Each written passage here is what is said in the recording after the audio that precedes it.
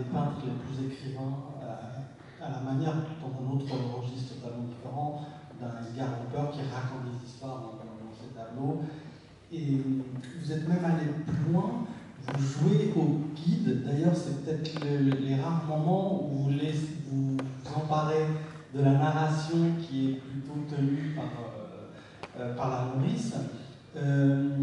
Vous allez, vous décrivez des tableaux, donc vous ne pouvez pas vous permettre dans un roman de montrer le tableau puis d'en faire votre interprétation. Vous décrivez, j'allais dire vous écrivez les tableaux, vous allez jusqu'à décrypter aussi et donner votre interprétation à plusieurs reprises. Ça, c'est quelque chose que vous avez envie de faire totalement? En fait, un chapitre sur deux, un chapitre c'est la nourrice qui raconte, et la nourrice c'est la spécialiste, elle raconte l'enfance. C'est son bébé Bacon, c'est son bébé Francis qu'elle a connu à l'âge d'1 an, et donc elle est la spécialiste. Et donc elle vous raconte, comme si vous étiez dans sa cuisine, elle vous fait un thé et elle vous raconte. Moi, quand je suis arrivée à Connecticut House, le petit Francis était sur le sol, comme ça, il bavait encore par terre, il s'est accroché à mon cou. Elle raconte, et c'est une sorte de parole de mère, quoi. Et petit à petit, on comprend ce qu'il a traversé. Donc là, on est du côté, effectivement, de l'amour, comme ça, inconditionnel, maternel. Et un chapitre sur deux, Bacon est en train de peindre. Mais c'est donc une écriture beaucoup plus pulsionnelle, et on comprend pourquoi il ne pouvait pas peindre autre chose que ce qu'il a peint, finalement, avec l'éclairage de la nourrice. Mais en même temps, moi, alors c'est vrai que lui, elle parle en jeu, Jessie Lightfoot, et c'est vrai que les chapitres dans lesquels il peint, il y a un tu qui est là, qui pour moi est une sorte de... Alors, pour moi, c'est très proche de ce qui se passe quand on écrit. Hein. Il y a une sorte d'impératif, comme ça, je vois l'impératif d'une adresse qui dicte au peintre ce qu'il faut qu'il fasse. Quoi. Et il s'énerve parce qu'il n'arrive pas toujours à atteindre l'image qu'il a en tête. Et parfois, il suffit d'une mauvaise touche de peinture, d'un coup de brosse maladroit pour que le tableau soit définitivement ruiné. Donc il y a cette particularité d'être dans l'atelier et de comprendre. Donc c'est une voie très intérieure. Mais en réalité, c'est deux intériorités. Moi, ce qui m'intéressait, c'était... J'aurais pas pu supporter Bacon sans la nanny. C'est un personnage... très important dans ce personnage-là. Mais le tu aussi, un tu un peu mystérieux. Est-ce que c'est la narratrice? Est-ce que c'est la nourrice? Parfois, on peut se dire, tiens, la nourrice... je crois pas. Je crois que le tu... Pour moi, le tu, c'est lui qui se parle à lui-même et qui n'atteint pas ses exigences. Donc c'est vraiment... son idéal en fait qui est en train de s'exprimer et de manière très violente parfois à son égard. Ce qui m'intéressait aussi, c'est ce qui se passe dans les processus créatifs en général, c'est qu'on a intériorisé plein de voix. C'est tout à fait normal pour les autres. Vous appelez la voix intérieure. Il paraît que c'est normal d'entendre des voix quand on écrit, mais en tout cas, il y a ce phénomène-là qui existe pour les peintres, pour tout le monde en fait, de chercher. Et donc, moi, ce qui m'intéressait, c'est que ce personnage de la nourrice, elle est tellement structurellement sa mère qu'il l'a en lui, et qu'en réalité, même au-delà de sa mort, il peut la solliciter quand il veut, il peut la réanimer quand il veut, quand il a besoin de peindre, quand il a besoin d'elle, elle est là. Mais il y a aussi les mauvaises voix, et la voix du père. Ça marche très très bien.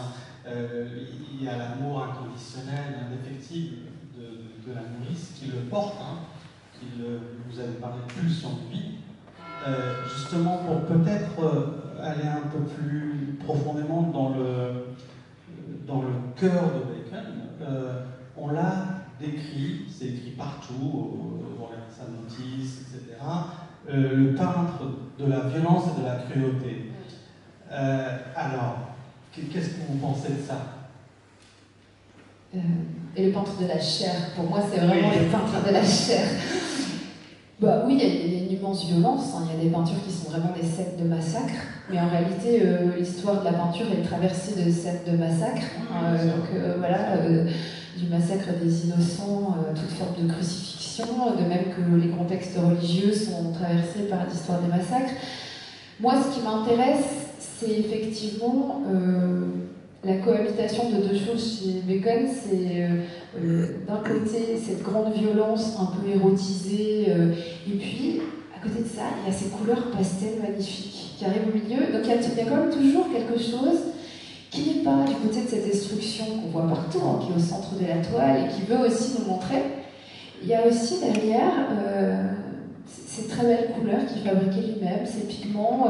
Il y a quand même quelque chose de beaucoup plus joyeux qui cohabite avec cette grande violence. Et je pense que ça a été l'histoire de sa vie que d'être vraiment à 50% dans une noirceur terrible qui, à plusieurs reprises, a failli l'emporter. Hein. Il en serait mort, à mon avis, sans la nourrice de ce côté mortifère qu'il a en lui, de destruction. Et 50% qui correspond à ces périodes où il se remet au travail, où il arrête de boire, où il est devant sa toile. Il retrouve toujours son chemin, et cet enfant asthmatique, fragile, le plus fragile de la fratrie, va être finalement le seul garçon à survivre et va vivre jusqu'à 80 ans et faire l'œuvre qu'on lui connaît. Ouais, donc 82 ans.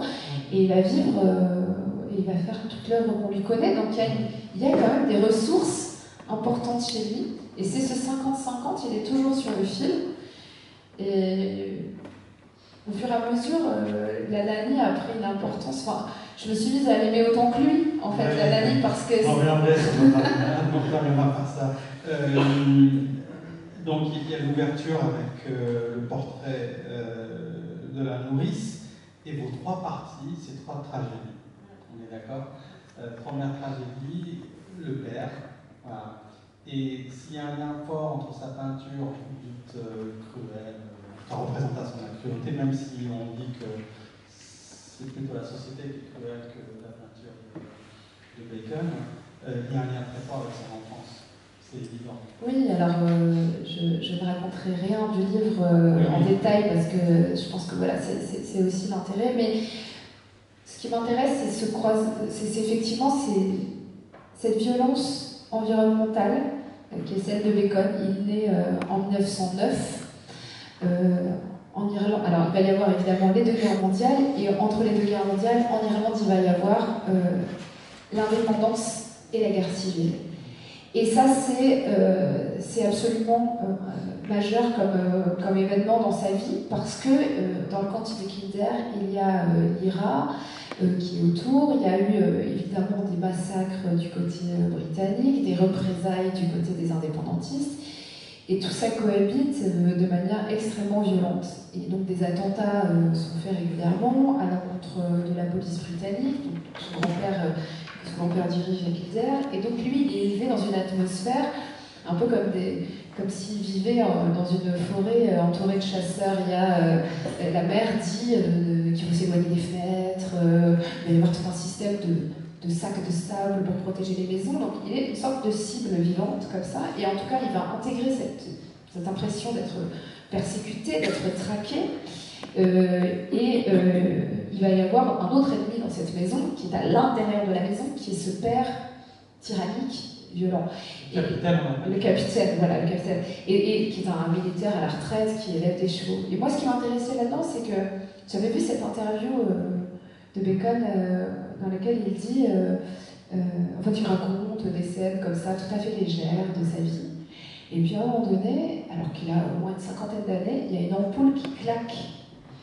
Et il fait un bond, il arrête l'interview comme ça, et il fait une plaisanterie, mais dont on voit que c'en est pas une, parce que ça sort trop vite pour que ça en soit une. Il dit « J'ai cru que c'était l'IRA ». Et donc ça, moi ça m'a marqué, parce que je me suis dit, la force quand même de se souvenir, une ampoule qui claque, il entend l'IRA, je me suis dit, voilà, et les geôles étaient très proches, il entendait ce qui se passait des deux côtés. Et il y avait tous ces récits qu'on entend dans des périodes de guerre ou de tension comme ça, c'est-à-dire des récits de torture de part et d'autre, etc. Il a été très marqué, enfant, par cette idée-là. Et en même temps, et ça vous fabrique un peintre, il est au milieu de ce paysage sublime, entouré de chevaux sauvages. Donc c'est une sorte d'atmosphère complètement poétique et voilà. Et lui, en même temps, asthmatique, c'est un enfer pour lui, quoi, ce monde animalier autour. Et c'est vrai qu'on va hériter de ça, ces portraits suffocants avec ces cris poussés vers le haut et ces coups de brosse verticaux qui vont montrer justement ces espaces confinés et ces figures qui s'asphyxient. Et justement, vous l'évoquez un peu, en quoi est-il le symbole d'un XXe siècle, même d'une moitié du XXe siècle, et puis avec le décor irlandais qui est un décor, qu'on le veuille ou non, très singulier quand même. À la suite de Picasso, il va être un grand inventeur. D'ailleurs, l'omniprésence de Picasso va retarder d'une certaine manière l'éclosion. Voilà, il va créer ces bêtes fantastiques, ces créatures que l'on va voir domptées avec des bouches grandes ouvertes, extrêmement rouges. Moi, ce que j'adore chez lui, c'est qu'il y a effectivement cette provocation. Il dit, moi, je fais une peinture pour les nerfs, donc il y a des trucs comme ça, toujours un truc dégueulasse au milieu, etc. Mais à côté de ça, il y a ce raffinement d'une bouche, l'intérieur d'une bouche peinte comme un paysage, voilà, quelque chose de magnifique dans le coloris, dans le soin apporté aussi. La peinture de Bacon, c'est une peinture aussi, c'est une vraie matière. Donc il y a un travail sur l'épaisseur et sur la manière dont lui-même a créé sa peinture. Et donc, en tant que texture, on voit bien d'ailleurs que c'est peut-être ce qui survit le mieux à Bacon, c'est la texture. C'est-à-dire qu'il a trouvé des systèmes en retournant ses toiles. Pendant la guerre, il y avait très peu de toiles, donc il a retourné des vieilles toiles pour peindre de l'autre côté. Il s'est rendu compte que la partie censée être cachée accrochait mieux que la partie habituelle de la toile. Donc il a trouvé ces systèmes. Il y a un côté comme ça, extrêmement raffiné. Et dans son enfance, il a fait de la broderie, il s'est intéressé à des choses comme ça. Et donc, derrière le côté je vais vous donner du sulfureux, il y a toujours cette beauté en fait d'un organe vu comme un paysage. Et finalement, moi j'avais une phrase qui m'avait beaucoup marqué, c'est que Bacon il disait, mais moi quand je vais à la boucherie et que je vois des grands étalages de viande comme ça, je suis toujours surpris de ne pas être l'un d'entre eux. Et cette manière de se voir soi-même comme un tas de viande, et mon avis très intéressant. Dans un tableau aussi, parce qu'on imagine bien qu'il voit aussi le tableau à travers tout ça. Oui, il voit le tableau. Il dessine le réel, en fait, pratiquement. Oui, mais il y a quelque chose aussi de très, à la fois de carnassier, de mortifère, et en même temps d'assez simple dans le rapport à la mort. Enfin, tout ça est assez mélangé, ça en fait un personnage complexe. Mais c'est vrai que quand on lit un peu l'histoire de sa vie, on se dit quand même c'est un personnage qui a été destructeur, qui a fait aussi du mal autour de lui, etc. Mais en réalité, il a été aussi capable de ce grand amour pour cette petite Nanny. Il a pris soin d'elle et il l'a gardée avec lui jusqu'à sa mort. Et ça, cette bonté de ce lien, pour moi, le rachète à bien des égards. Et j'ai aimé lui trouver un versant lumineux qu'on ne lui connaissait pas et que lui avait pris le soin de cacher aussi pour qu'on ne voit que la partie sombre qu'il voulait mettre en avant. On le sent par ce que vous dites. Vous avez passé, je ne sais pas combien de temps, en tout cas, en la compagnie de cet artiste. On ne peut pas passer autant de temps sans éprouver une grande admiration. La question, c'est où en êtes-vous de votre admiration à l'égard de Bacon une fois que vous avez terminé ce travail et que vous avez publié ce roman? Qu'est-ce qui peut changer en vous? Parce que là, moi je me rappelle avoir fait un mémoire par exemple sur Sartre, une autre fois sur Camus, on passe du temps et on arrive avec une idée et peut-être qu'après l'idée est totalement chamboulée ou l'inverse, il y a une admiration plus grande. Et comment vous en êtes où avec Bacon justement? C'est à la fois les deux, parce que plus on va voir en détail le travail, plus on est admiratif effectivement de certains aspects, mais en même temps, plus on connaît, plus on désidéalise aussi. Donc c'est un peu les deux. Moi j'ai le sentiment d'une grande familiarité avec son univers psychique, c'est-à-dire qu'on se détache petit à petit des impressions sur lui pour... Vous voyez, moi ce qui m'intéresse chez lui, c'est sa capacité à avoir gardé toutes ces images d'enfance et d'avoir finalement... Il y a un côté visionnaire, presque prophétique chez Bacon. Bacon, il a prédit, par exemple, il a représenté Henrietta Briels avec une seringue dans le bras, alors qu'elle ne se droguait pas à cette époque-là. Elle mourra des années plus tard d'une overdose. Il y a une sorte de... il est relié à cette peinture religieuse de la Renaissance, et il y a une dimension presque prophétique chez ce personnage qui fait tout pour nous montrer qu'il est un personnage terrible, maléfique, qui représente contre la morale, contre cette société anglaise dans laquelle il est possible de tout faire, il est possible d'être homosexuel, etc., à condition de respecter les codes, de se marier, d'aller dans des clubs, Et lui, il va vivre de manière très ouverte, de manière très anticonformiste, mais finalement il y a une liberté folle dans sa peinture, il y a une sorte de clairvoyance qui dépasse tout le côté anecdotique de est-ce qu'il était scandaleux ou pas scandaleux. Vous voyez, moi cette question, je l'ai complètement délaissée. Pour moi, ce qui m'en dit long, c'est il a été capable de vivre cette grande relation avec cette vieille dame qui avait tout pour lui déplaire, qui n'était pas une personne cultivée, qui avait fait son éducation toute seule, etc., mais qui était une personnalité intelligente, magnétique, d'une dame de la campagne qui avait son vécu et qui le tenait physiquement, quoi. Elle l'a accompagné, et ça, pour moi, c'est assez fort. Je pense que les liens humains de Bacon sont très présents dans sa peinture, dans la géographie, dans ses corps mêlés, dans ce mouvement. Il y a quelque chose qui dépasse complètement l'époque et le contexte dans lequel il a évolué. C'est une question qu'on pose souvent en littérature entre l'homme et l'écrivain. J'ai pas encore, en tout cas, peut-être parce que je me suis pas intéressé, mais est-ce qu'on distingue l'homme et l'artiste concernant Bacon? Parce que vous mêlez tout dans le livre. Qu'est-ce que est-ce que vous allez être plus tendre avec l'artiste, moins avec l'homme, ou inversement, ou est-ce que vous les distinguez tout simplement? Moi, je ne suis pas du tout dans un rapport de jugement contre... Parce que sinon, je ne pourrais pas écrire sur lui, parce qu'on est quand même obligé de... Sans s'identifier complètement, on est obligé de faire un effort d'empathie. Enfin, moi, c'est ce qui m'intéresse le plus dans l'écriture, c'est justement d'être quelqu'un d'autre et de faire ce travail d'empathie, d'imaginer ce que c'est.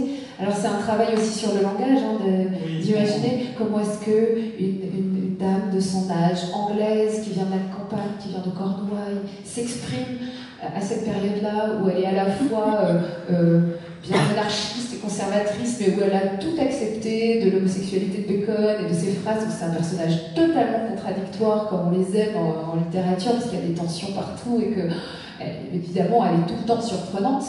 Elle est décalée, elle est à la fois très chic et désuète, et en même temps décalée, amusante. Elle propose aux copains de Bacon de fumer de l'herbe. Elle est quand même extrêmement amusante. Il y a un côté arsenic et vieille dentelle chez elle que je trouve absolument irrésistible. Et ça, c'est décrit par les amis de Bacon. Et chez Bacon, c'est pareil. C'est-à-dire que Bacon, on peut le résumer de manière extrêmement différente selon l'avis qu'on a sur lui. On peut dire, oui, c'est un homosexuel sadomasochiste d'une violence absolue, qui a vécu comme ça dans un univers extrêmement tourmenté. Oui, c'est une part du personnage. C'est aussi celui qui a été capable de se rendre, y compris au chevet de son père, quand on avait besoin de lui, qui a été capable de renouer avec toute sa famille alors qu'il a été rejeté. Il est un homme qui a beaucoup aidé financièrement des gens, qui a été d'une générosité absolue, un détachement matériel assez fort, très joueur avec un côté gagner beaucoup d'argent, tout perdre, qui s'est beaucoup amusé de l'existence aussi. Donc c'est un personnage complexe. Moi, ce que je trouve intéressant là-dedans, c'est qu'il est quand même réussi à avoir cet ancrage de la peinture comme une sorte d'absolu de son existence. Lui qui ne s'est pas attaché à grand-chose, visiblement, qui a eu une vie, malgré tout, d'errance, avec des relations, beaucoup d'errance, beaucoup de lieux, beaucoup de relations changeantes, beaucoup de pays aussi. Il a quand même vécu en Irlande, à Berlin, en France, à Londres, à Madrid. Voilà, mais avec toujours en tête la peinture et les grands tableaux des maîtres qu'il allait voir et devant lesquels il est resté dans une sorte de mouvement contemplatif, d'admiration et de conquête aussi de sa propre peinture. Et ça, je trouve que c'est une quête magnifique. Et la ligne